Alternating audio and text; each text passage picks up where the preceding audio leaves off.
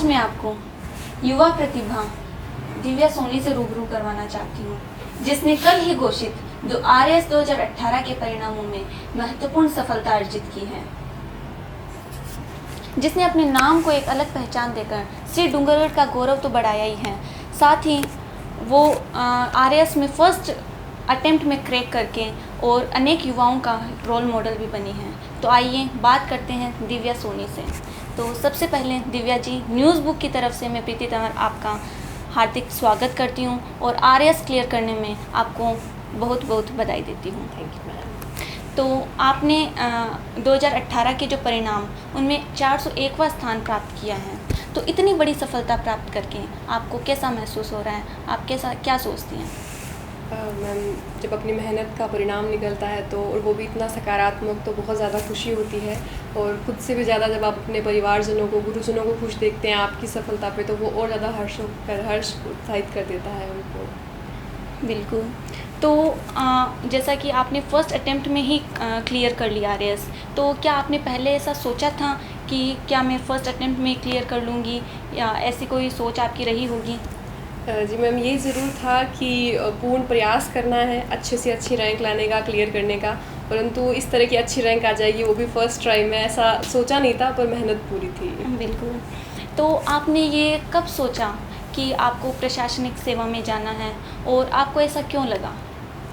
जी ma'am, मेरी प्रारंभिक शिक्षा के दौरान ही स्कूल में कुछ प्रशासनिक अधिकारियों का आगमन होता था कुछ फंक्शनों पर।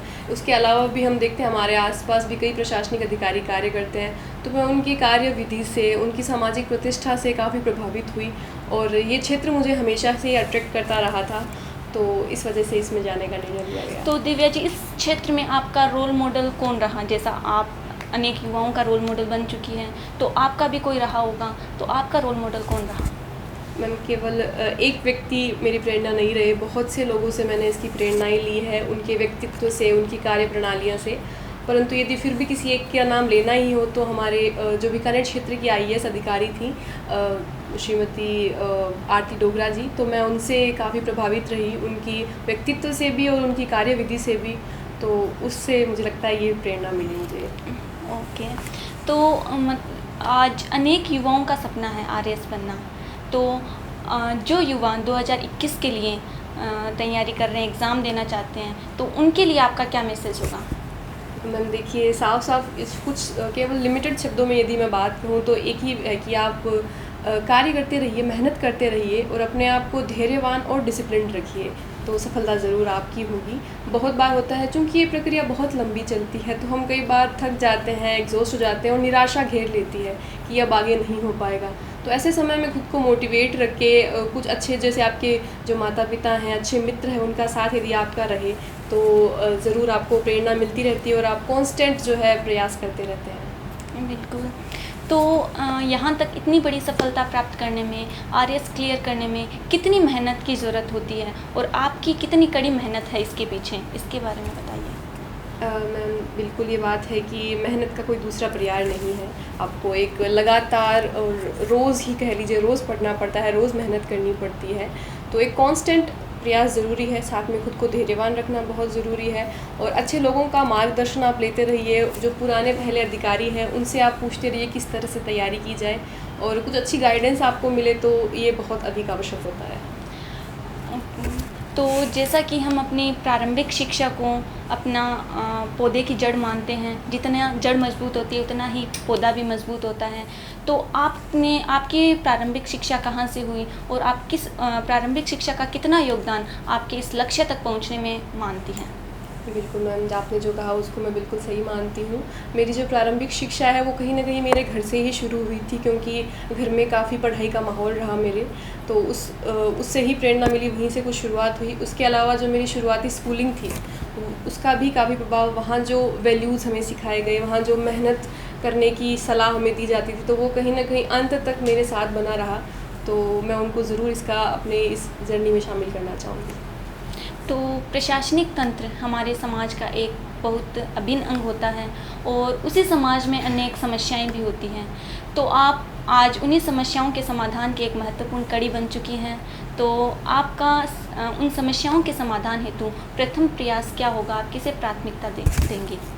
हाँ जी मैम, जो हमारी प्रशासनिक तंत्र है, जो प्रशासनिक अधिकारी है, वो कहीं न कहीं हमारे जनप्रतिनिधि पॉलिटिक्स जो पर्सन्स हैं उनके और जनता के बीच में कड़ी का कार्य करते हैं। तो उसके लिए मैं चाहूँगी, जो सबसे बड़ी समस्या मुझे मेरे क्षेत्र की और राजस्थान विशेष क्षेत्र की भी लगती है, वो है कि हमारे यहाँ फ़ीमेल लिटरेसी रेट जो है, जो महिलाओं और लड़कियों में जो एजुकेशन है उसका स्तर बहुत कम है। प्रॉपर जो संसाधन उपलब्ध नहीं है, ऐसे लोगों की मानसिकताओं में भी कहीं न कहीं एक सुधार अति आवश्यक है महिला शिक्षा के प्रति। तो मैं चाहूँगी कि मैं सरकार से भी इस रूप में अनुरोध करूँ और स्वयं भी जितना हो सके इस क्षेत्र में कार्य करूँ। तो जैसा कि आपने बताया कि आप महिला शिक्षा को अपनी प्राथमिकता देना चाहेंगी, और आपने बताया कि काफ़ी उपकरणों की भी कमी रहती है हमारे इधर, तो आपको भी क्या ऐसी समस्याओं का सामना करना पड़ा कि महिला शिक्षा को लेकर या फिर उपकरणों की कमी को लेकर, क्या आपको भी कुछ ऐसा फेस करना पड़ा? देखिए मैम, जहाँ तक समाज की मानसिकता का प्रश्न है, तो कहीं शुरुआती स्तर पर ऐसी बातें हुई, परंतु मेरे माता पिता ने और विशेष रूप से मेरे जो ग्रैंड पेरेंट्स हैं, मेरे नाना नानी दादा दादी, उन्होंने समाज के भी विरुद्ध जाकर मुझे बहुत सपोर्ट किया और अपनी मानसिकता को बहुत सकारात्मक बनाए रखा मेरी एजुकेशन के प्रति। और संसाधनों की कमी हालांकि ज़रूर महसूस हुई मुझे। अपने क्षेत्र में आसपास ऐसे उच्च कोटि के जो संस्थान हैं पढ़ाई के, वो नहीं मिल पाए, तो मुझे कहीं न कहीं बाहर जाकर अलग से पढ़ाई करनी पड़ी। तो यदि ऐसे कुछ संस्थान हर क्षेत्र में मिले, तो लड़कियों की एजुकेशन और सरल हो जाएगी और सुलभ हो जाएगी सभी के लिए। बिल्कुल। तो ये प्रशासनिक जो अफ़सर होते हैं उन पे हम देखते हैं कि राजनीतिक दबाव बहुत ज़्यादा अधिक रहता है, तो आप उन सब से कैसे निपटेंगी और आप इसको किस प्रकार से देखती हैं? मैम, जो हमारे जनप्रतिनिधि हैं वो भी कहीं न कहीं जनता के लिए ही कार्य करते हैं, उन्हीं के द्वारा चुने हुए मेंबर्स होते हैं, तो उनका भी समाज में और प्रशासनिक तंत्र में भी पूर्ण सम्मान होना चाहिए। उनकी बात को भी सुना जाना चाहिए और जितना हो सके उस पर कार्य किया जाना चाहिए। तो बजाय कि जनप्रतिनिधियों का दबाव लेकर या उनसे कॉन्ट्राडिक्ट होकर, मैं उनके साथ मिलकर जनता के हित के लिए कार्य करना चाहूँगी, और जो बजाय दबाव लेने के जो अच्छा होगा, जो जनता के लिए सबसे सही होगा, वही करने में अधिक ऊर्जा लगाएंगे। तो आप ये बताइए कि जो हमारे गरीब वर्ग के लोग हैं, जो लास्ट लाइन में हमारे आते हैं, तो उनके लिए आप क्या कार्य करना चाहेंगी? उन गरीबों के लिए आप क्या कार्य करना चाहेंगी? हम देखते हैं कि बहुत से ऐसे उपेक्षित वर्ग के बच्चे हैं, या जो किसी न किसी रूप से या तो फाइनेंशियल क्राइसिस से गुजर रहे हैं, और कोरोना काल में तो ऐसे कुछ बच्चों की संख्या भी बढ़ गई है। तो मेरा ये रहेगा, क्योंकि मैं खुद आईटी ग्रेजुएट हूँ, मैं इसी क्षेत्र में पहले भी कार्य कर रही थी, पढ़ाई भी कर रही थी, तो मैं चाहूँगी सभी लोग जो है आईटी से जुड़े। ऑनलाइन एजुकेशन, यदि उनके पास में संस्थान नहीं है, संसाधन नहीं है, तो किसी न किसी रूप से उनको कंबाइंडली एक ऑनलाइन एजुकेशन से जोड़ा जाए, ताकि वो सभी जो मेन स्ट्रीम बच्चे हैं उनके साथ में मिल सके और अपने आप को किसी भी रूप से उपेक्षित न माने। बिल्कुल। तो जैसा कि आपने ऑनलाइन क्लासेस का बताया, तो मैम आप ये बताइए कि जैसा कि अभी कोरोना पीरियड चल रहा है, तो इस दौरान सभी क्लासेस ऑनलाइन ही लग रही हैं, तो आपका एक्सपीरियंस ऑफलाइन और ऑनलाइन दोनों में रहा होगा, तो आप किसे प्रेफर करते हैं, ऑनलाइन या ऑफलाइन? तो आज के जो स्टूडेंट हैं जो ये कोर्स करना चाहते हैं, तो वो आप उनके लिए क्या संदेश देना चाहेंगी कि ऑनलाइन क्लासेस या ऑफलाइन क्लासेस? मुझे लगता है मैम, दोनों को मिलाकर जो हाइब्रिड एजुकेशन बनती है, जहाँ ऑनलाइन और ऑफलाइन दोनों की उपलब्धता हो, वो सर्वश्रेष्ठ रहेगा। क्योंकि कुछ गाँव में, कुछ छोटे कस्बों में अच्छे टीचर्स की, अच्छे संस्थानों की उपलब्धता नहीं है, तो वहाँ यदि ऑनलाइन से वो अच्छी गुणवत्ता की शिक्षा मिल पाए तो वो बहुत अच्छा है। और साथ ही साथ में ऑफलाइन कक्षाएँ भी चलती रहे, ताकि न केवल उनकी पढ़ाई बल्कि जो उनका व्यक्तित्व निर्माण है वो भी सुचारू रूप से होता रहे। तो यदि दोनों चले तो ये सबसे सही रहेगा। बिल्कुल। तो दिव्या जी, आप अपनी एजुकेशन के बारे में बताइए कि आपकी प्राथमिक एजुकेशन कहाँ से हुई, और आपने सीनियर सेकेंडरी कहाँ से की, और कॉलेज एजुकेशन कहाँ से हुई आपकी? मेरी जो कॉलेज से पहले जो स्कूलिंग है वो पूरी तरह से श्री डूंगरगढ़ क्षेत्र में ही हुई है। मैंने 10वीं तक की जो पढ़ाई है वो आदर्श विद्या मंदिर श्री डूंगरगढ़ से करी है, और उसके बाद मैंने bright future senior secondary school है, वहाँ से सीनियर सेकेंडरी करी है, 12th क्लास जो है कॉमर्स में। और उसके बाद मैंने बीकानेर में श्री जैन गर्ल्स कॉलेज से ग्रेजुएशन। पर में हम डीमोटिवेट हो ही जाते हैं, तो आप भी कभी डीमोटिवेट हुए, कभी मोटिवेशन की ज़रूरत पड़ी, या आप सेल्फ मोटिवेट होते रहते थे? देखिए मैम, बिल्कुल ये जर्नी बहुत लंबी होती है। इस पर्टिकुलर भर्ती की अगर हम बात करें तो ये 3.5 साल से कंप्लीट हुई है। तो इतने लंबे समय में जब आपके बार-बार एग्ज़ाम्स नहीं होते हैं, कोर्ट से रीशेड्यूल हो जाते हैं, तो इस तरह की चीज़ों में निराशा आना बहुत स्वाभाविक हो जाता है। तो ऐसे समय में धैर्य बहुत काम आता है। आपकी जो हॉबीज़ है वो आपको मोटिवेटेड रखती है, आपको अलाइव रखती है। आपके जो पेरेंट्स हैं, आपके जो दोस्त हैं, वो कहीं न कहीं एक बहुत बड़ा रोल निभाते हैं इन चीज़ों में। तो मेरा यही संदेश रहेगा कि आप अपने आप को सकारात्मक लोगों के साथ रहें, उनसे अपने आप को जोड़े रखें और कुछ अच्छी हॉबीज़ भी अपनी रखें, ताकि यदि ऐसी कोई निराशा का भी दौर आए तो आप उससे आराम से निकल पाएँ। बिल्कुल, जैसा कि आपने बताया कि हॉबीज़ भी रखनी चाहिए, तो आपकी हॉबीज़ क्या रही होगी? क्या रही होगी? मैम कहीं जो हॉबीज़ की अगर हम बात करें तो बहुत ज़्यादा परसुएबल हॉबीज़ मेरी कभी रही नहीं है। फिर भी मुझे किताबें पढ़ना काफ़ी पसंद है, और आजकल का दौर है तो मुझे वेब सीरीज़ेज़ भी मैं काफ़ी देख रही हूँ, तो मुझे वो भी काफ़ी अच्छी लगती है। तो ये कुछ चीज़ें हैं, और अगर लंबा समय मुझे मिलता है तो मैं ट्रैवलिंग करना भी काफ़ी पसंद करती हूँ। तो बिल्कुल, तो इतना लंबा आपका सफ़र रहा, तो कभी आपको ऐसा लगा कि नहीं, अब ये मुझसे नहीं होगा, अब मैं ये नहीं कर सकती, तो कभी आपको ऐसा कभी लगा इस सफ़र के दौरान? ये कहना गलत होगा कि ऐसा कभी नहीं लगा। लंबे समय में जब चीज़ें बहुत आप कुछ ज़्यादा नहीं करते हो, आपका एक रूटीन फ़िक्स होता है, तो ऐसे ख़्याल आते हैं कि नहीं हो पाएगा। चूँकि आपको एक बहुत बड़े एक मोटिवेशन की ज़रूरत होती है कि रोज़ सुबह उठ के आप उस काम को क्यों करें। आप कभी न कभी जब रेगुलर उसी काम को करते हैं तो एक थकान आ जाती है, एक फटीग आप फ़ील करते हैं। तो ऐसे में आपके पास एक मोटिवेशन फैक्टर होना चाहिए कि क्यों हर रोज़ हमको वही कार्य करना है, क्यों हर रोज़ उस एक लक्ष्य के लिए कार्य करना है। तो कहीं न कहीं अपना सेल्फ मोटिवेशन या कोई ऐसा मोटिवेशनल फैक्टर या लोग ऐसे हों तो वो आपको बहुत प्रेरणा देते हैं। तो अभी जैसे कि इंटरव्यू को लेके काफ़ी सारे मुद्दे उठे कि होगा नहीं होगा, तो उस दौरान क्या आपको थोड़ा-सा भय लगा कि अगर नहीं हुआ तो क्या होगा? तो ऐसा कुछ? जी मैम, जब से मेंस का रिज़ल्ट आया और जो इंटरव्यू है वो शेड्यूल होने लगे, तो 3 से 4 बार ये रीशेड्यूल हुए, हर बार पोस्टपोन हुए, तो डर लगता है कि कितना समय लगेगा, हम कब तक तैयारी करते रहें, बार-बार एक ही एक तरह का पढ़ाई करते हैं तो खुद में भी वो एक एग्ज़ॉस्ट आ जाता है। पर फिर भी ऐसे समय में परिवार से जुड़े रहें और अपने लक्ष्य के प्रति ध्यान दें कि अब अंतिम पड़ाव है, तो ऐसी चीज़ें आपको मोटिवेट रखती है, कार्य करने देती है। बिल्कुल। तो आपने इतनी बड़ी सफलता अर्जित की है, तो इसके लिए आपकी मेहनत तो खुद की होगी ऑफ़ कोर्स, लेकिन इसके लिए आप क्या किसी को और को भी श्रेय देना चाहेंगी अपनी मेहनत का, अपनी सफलता का? जी मैम, बिल्कुल मेरी मेहनत एक तरफ है, परंतु उसके साथ में बहुत लोगों का बहुत बड़ा योगदान रहा है इसमें।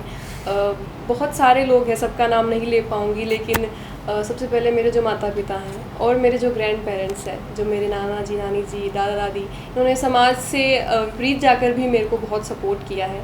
उसके साथ बहुत सारे गुरुजन हैं मेरे, जो मेरे प्रारंभिक शिक्षा से लेके अंतिम इंटरव्यू तक के पड़ाव तक बहुत से गुरुजनों ने, मेंटर्स ने मेरा बहुत साथ दिया है। विशेष रूप से मेरी मेंटल हेल्थ को स्ट्रॉन्ग बनाए रखने के लिए उन्होंने मुझे कॉन्स्टेंटली मोटिवेट किया है, कार्य किया है। तो उनका बहुत-बहुत धन्यवाद देना चाहूँगी मैं। कि हम एक छोटे से कस्बे से बिलॉन्ग करते हैं और कस्बे के लोग अपने आप को इन्फीरियर मानते हैं। क्या आपने भी खुद को कभी ऐसा महसूस किया? आप इस टॉपिक को किस प्रकार देखती हैं? मैम बिल्कुल, ये बात रहती है कि हमारे पास उतनी सुविधाएं उपलब्ध नहीं होती है, उतने संसाधन उपलब्ध नहीं होते हैं जितने कि मेट्रो सिटीज़ में, कैपिटल सिटीज़ में उपलब्ध होते हैं, चाहे वो शिक्षा के हों या लिविंग के हों। तो ज़रूर ये यहाँ के जो विद्यार्थी होते हैं, यहाँ के जो युवा होते हैं, उनको वहाँ की जो लाइफ़ है वो थोड़ी ज़्यादा ईज़ी लगती है। परंतु जहाँ तक इन परीक्षाओं की, अपने करियर की सवाल है, तो यदि थोड़ी सी उनसे अधिक मेहनत करनी पड़ती है, परंतु इन्फीरियर होने के बजाय यदि हम उत्साहित रहें और कुछ नया सीखते रहें, तो हम ज़रूर उनको कम्पीट कर सकते हैं और उनसे आगे भी बढ़ सकते हैं। बिल्कुल। तो जैसा कि आपने बताया कि आपकी प्रारंभिक शिक्षा आदर्श विद्या मंदिर से हुई, जो कि एक हिंदी मीडियम स्कूल है।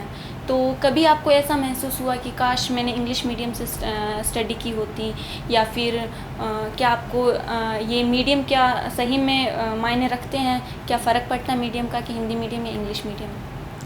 देखिए मैम, कहीं न कहीं दोनों भाषाओं की आवश्यकता आपको अपने करियर में या पढ़ाई के दौरान ज़रूर रहती है, क्योंकि कुछ अच्छी ऐसी पुस्तकें होती हैं जो केवल किसी पर्टिकुलर भाषा में ही उपलब्ध हो। यहाँ कुछ ऐसे चैनल्स होते हैं, कुछ ऐसी वीडियोज़ होती है जो किसी भाषा विशेष में होती है। तो मुझे लगता है बजाय कि मीडियम को या भाषा को एक मुद्दा बनाने के, उन दोनों को सीखने पे हमारा जो कंसर्न रहना चाहिए, ताकि हम अच्छे से अच्छी जो सामग्री है जो हमारे करियर बनाने में सहायक है उसका उपयोग ले सकें और उत्साहित होकर अधिक से अधिक भाषाओं को सीखें, अधिक से अधिक ज्ञान बटोर सकें। बिल्कुल, ये आपने बहुत ही अच्छी बात बताई है कि यह केवल एक भाषा है। और जैसे यदि आपको ये श्री डूंगरगढ़ क्षेत्र आपके अधीन आ जाए तो आप इसमें किस प्रकार बदलाव कर सकते हैं? क्या आपको इसको लेकर आपने क्या पूर्व योजना कुछ बना रखी है? जी मैम, जब मैं अपने इंटरव्यू की तैयारी कर रही थी, जो आरएएस का इंटरव्यू था, तो मैंने अपने आप को एक प्रशासनिक अधिकारी के रूप में, जो मेरे इसी क्षेत्र का अधिकारी हो, उसके स्थान पर रह के ही अपनी कार्य योजनाएँ बनाई थी। तो मुझे लगता है कि इस क्षेत्र की यदि व्यक्तिगत रूप से मैं इसके कुछ मदद कर सकूँ, यहाँ कर सकूँ, तो यहाँ के जो युवा हैं उनको यदि इस तरह की परीक्षाओं में किसी भी तरह की हेल्प की आवश्यकता हो, मोटिवेशन की आवश्यकता हो, गाइडेंस यदि उनको चाहिए, तो मैं एक मेंटर के रूप में उनकी ज़रूर सहायता करूँगी। और यदि एक प्रशासनिक अधिकारी के रूप में मैं यहाँ पोस्टेड होती हूँ तो यहाँ की जो सामान्य नागरिकों की समस्याएँ हैं, जैसे कि देखते हैं कि ड्रेनेज, जो वाटर मैनेजमेंट होता है विशेष रूप से मानसून क्षेत्र के जो समय में, तो उस पर बिल्कुल ध्यान दिया जा सकता है। जो एजुकेशन लैक कर रही है, चाहे वो गवर्नमेंट एजुकेशन सेक्टर्स हो या अदर जो संस्थानों के बनने की प्रक्रिया बहुत स्लो है, तो उनमें यदि मेरे अधीन कुछ भी होता है तो मैं ज़रूर कार्य करूँगी। जी दिव्या जी, अब आप हमें ये बताइए कि आपने आरएएस क्रैक की है, क्या आपके अभी आगे फ्यूचर को लेके भी कोई विचार है कि आपको यूपीएससी भी क्रैक करनी है या आपका सफ़र आरएएस तक का ही था? नहीं मैम, देखिए अभी रिज़ल्ट आया है तो कहीं मैं कहीं उत्साहित हूँ मैं इसको ज्वाइन करने में, अपना डिपार्टमेंट में पोस्ट पाने के लिए। परंतु यदि मौका मिला और ऐसी इच्छा है कहीं ना कहीं कि आगे यूपीएससी भी कोशिश करी जाए, उसको भी क्रैक किया जाए, क्योंकि कहीं ना कहीं इसी की अगली पीढ़ी या अगला प्रमोशन हम कह सकते हैं, तो उसको देने की भी ज़रूर कोशिश करेंगे। पर अभी के लिए मुझे लगता है मैं ज्वाइन ज़्यादा करना चाहूँगी आरएएस को। तो अभी हमारे साथ मौजूद हैं दिव्या जी के दादाजी श्रीमान हनुमानमल जी सोनी।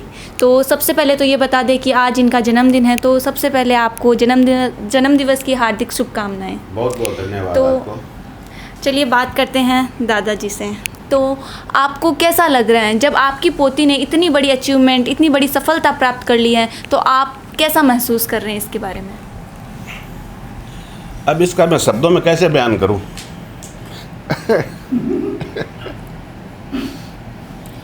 कि मेरे को इतनी खुशी हो रही है कि जिसका मैं कोई क्या जवाब दूं मैं। भाई हमारे परिवार में ऐसा पहला मौका है। हमारा परिवार काफ़ी बड़ा परिवार है, हम 6 भाई हैं। 6 भाइयों में किसी के घर में बच्ची ने इतना प्रोग्रेस नहीं किया है। इसका कारण एक यह भी है कि हमने बच्चियों को पढ़ने का मौका भी नहीं दिया था। पहले मेरे 2 बच्चियां हैं, तो मैंने उनको 10वीं में और 12वीं में पढ़ा के पढ़ाई छुड़वा दी। उनका बहुत मन था लेकिन नहीं पढ़ा सके। इस बच्ची ने मेरे को कहा कि दादाजी मैं पढ़ना चाहती हूँ, आप मेरे को पढ़ने का मौका दो।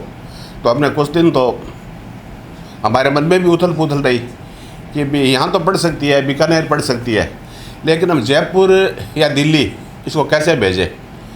तो हमने घर में बैठ के डोकरा डोकरी ने सलाह करी आपस में कि भाई क्या करें इस बारे में, अब इसको भेजे या नहीं भेजे।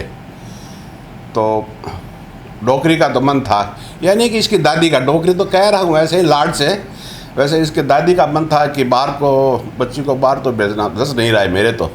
फिर मैंने उसको समझाया कि देखो एक बार हिम्मत करनी पड़ती है, बच्ची को बाहर भेजेंगे ना तभी वो कुछ पढ़ के बन सकेगी। यहीं उसको रखेंगे तो ये 10वीं 12वीं पढ़ लेगी और फिर वो गृहस्थी में लग जाएगी, इसकी शादी कर देंगे। इसको एक बार हिम्मत करके बाहर भेज दो। तो हमने इसको जयपुर पढ़ने के लिए भेजा था। शायद पहली बार या 2 महीने 3 महीने 4 महीने जयपुर रही और इसने खूब मन लगा के पढ़ाई की। और उस मन लगा के पढ़ाई करने का ही परिणाम ये है कि आज ये इस मुकाम तक पहुंच गई है, वरना ऐसा संभव तो नहीं है।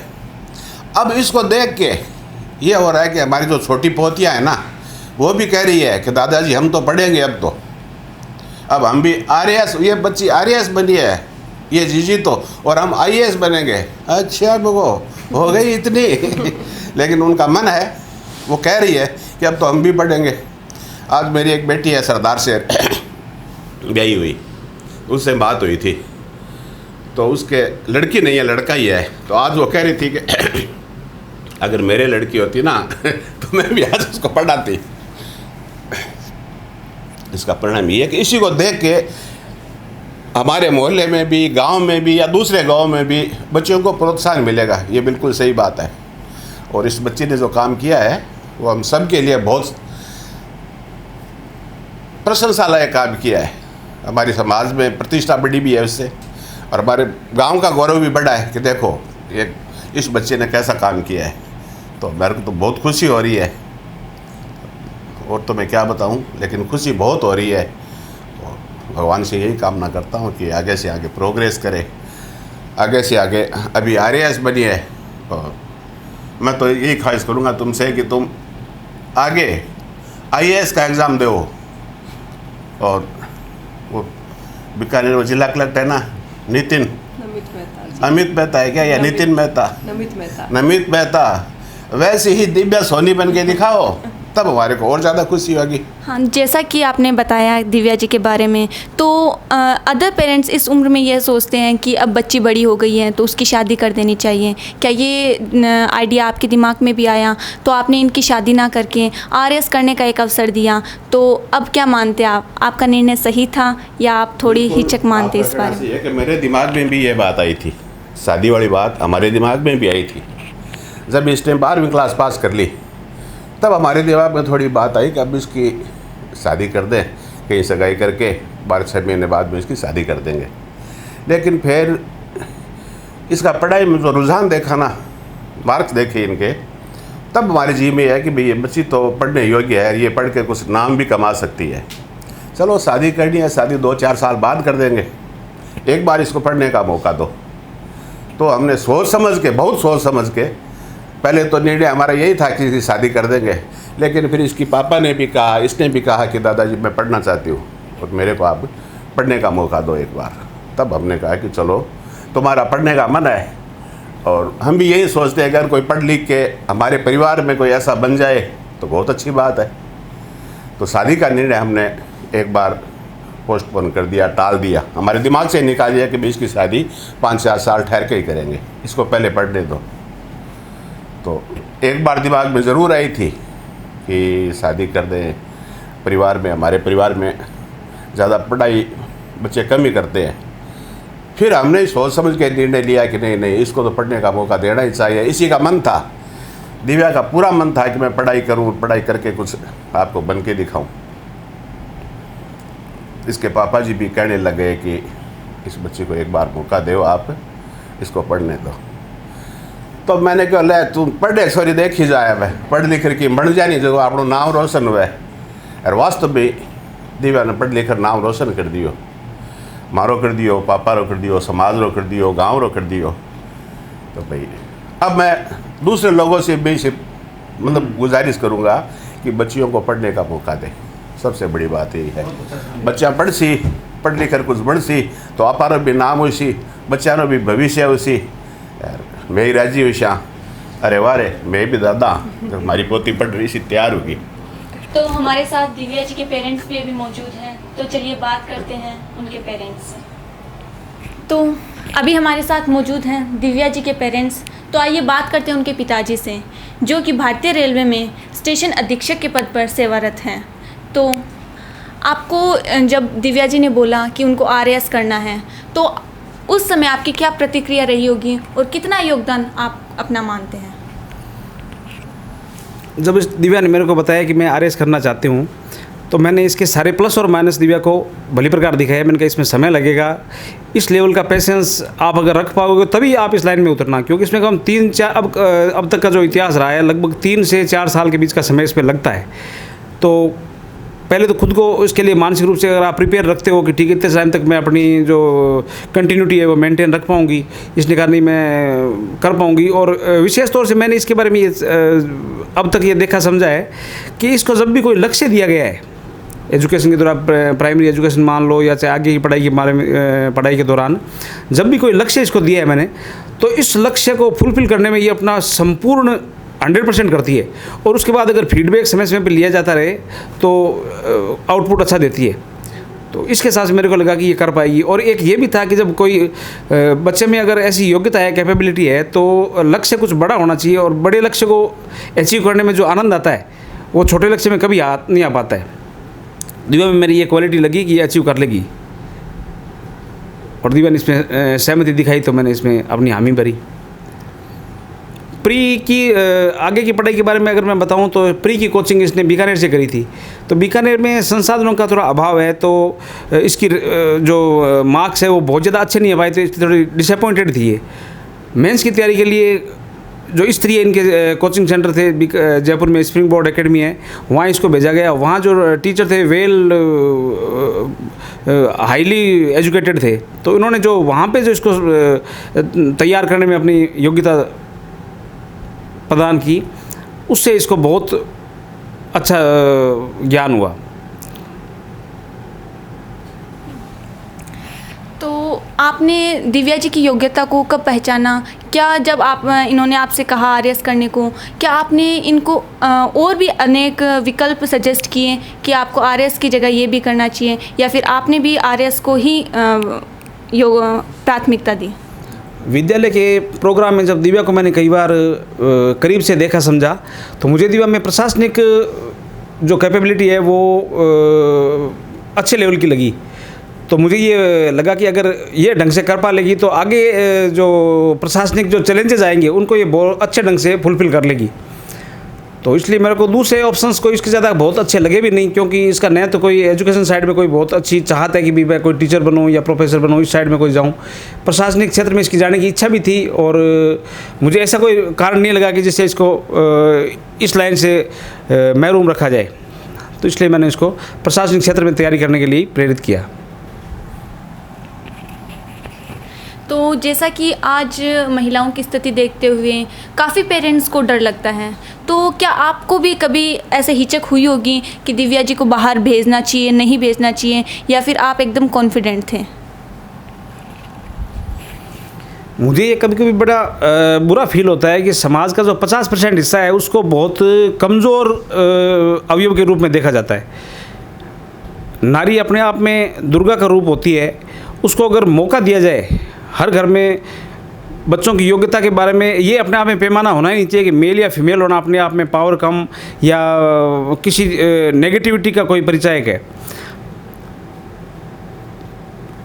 लड़की को अगर मौका दिया जाए तो मैं तो कहता हूँ लड़के से वो ज़्यादा खुद को बेस्ट करके दिखाती है। लड़के हैं वो शुरू से ही उनको मौका ज़्यादा मिलता है, लेकिन जिस लेवल का आउटपुट अपने को मिलना चाहिए वो नहीं मिलता। एक महिला है, सामान्य घर की कोई भी महिला होती है, वो अपने घर को बहुत अच्छे ढंग से चलाती है। बाकी लड़कों को अगर कितना ही मौका दिया जाए तो वो जितने उनको संसाधन उपलब्ध होते हैं उसके अनुपात में वो कुछ कम कर पाते हैं। इसलिए मैं लड़कियों की एजुकेशन को लड़कों से ज़्यादा प्रेफर करता हूँ कि लड़की को अगर अच्छा मौका दिया जाए, उनको खुला अगर आसमान दिया जाए तो वो बहुत अच्छा दिखाती है करके। तो बात करते हैं अब दिव्या जी की माताजी से। तो आपको कैसा लग रहा है कि आज दिव्या जी ने इतनी बड़ी सफलता प्राप्त की है, तो आप कैसा महसूस कर रही हैं? बहुत अच्छा लग रहा है, बहुत प्राउड फील हो रहा है। पहले बच्चों को हमारे नाम से जाना जाता था, आज सब कह रहे हैं ये है दिव्या के मम्मी पापा। बहुत ही अच्छा लग रहा है।